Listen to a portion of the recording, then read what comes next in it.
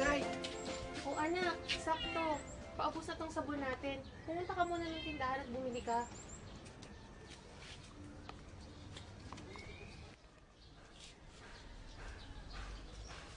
Ay nak, kulang na pala tong pera natin. Pambili pa natin to ng ulam. Pero subukan mo pa rin pumunta kay Aling King at kung maaari ay umutang ka muna ng isang bayat ng sabong panlaba. Sige na nak, marami pa akong lalabhan. Sige po, Nay.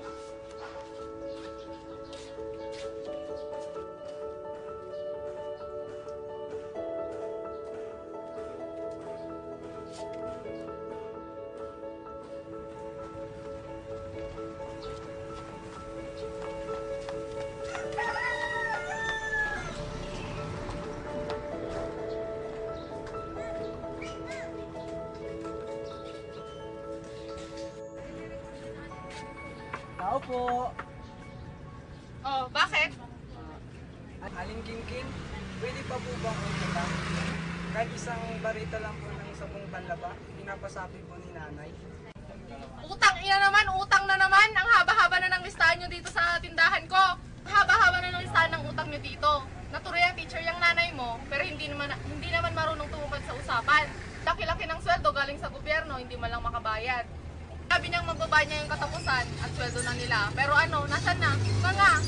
Hindi naman po ganun kalakihan ang sweldo ni nanay eh. Kung tutusin, kulang pa nga po. Oo nga, kulang na nga. Tapos yung magaling mong tatay, wala pang ginagawa. Batugan, hindi man lang makahanap ng trabaho. Sabihin mo dyan sa nanay mo kung gusto niyang mangutang, saka mo pumunta dito. Sige, layas ka na at nang baka malasin pa itong tindahan ko.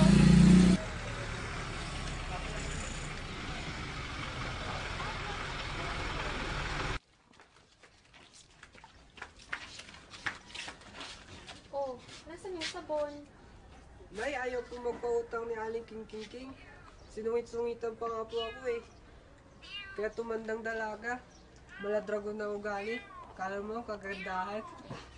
Sabi po niya, kung gusto niyo daw po natin makautang, kayo daw po ang pumunta. Ah, ganun ba? O, sige, pagpatuloy mo muna to at akong pupunta kay Aling King.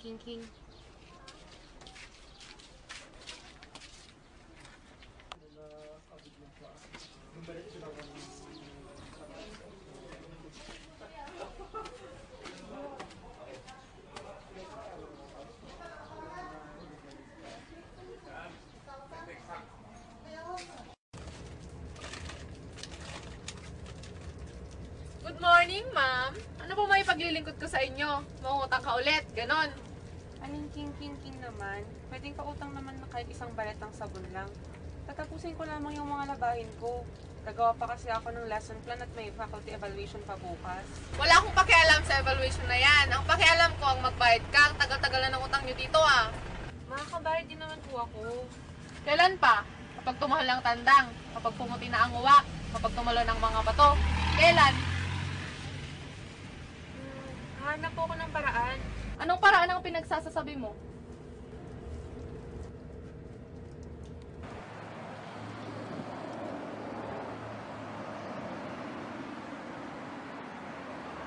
Mag-a-abroad ako. Walang mahala sa kanila. Mag-aaral kayo sa kanila. Ingat ka doon ah.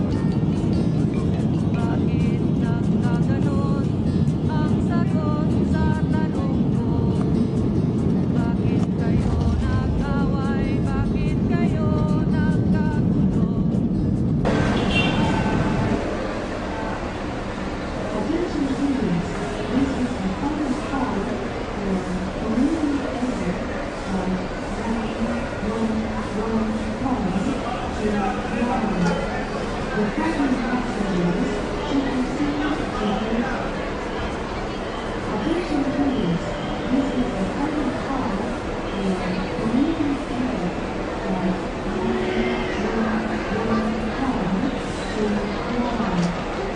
you.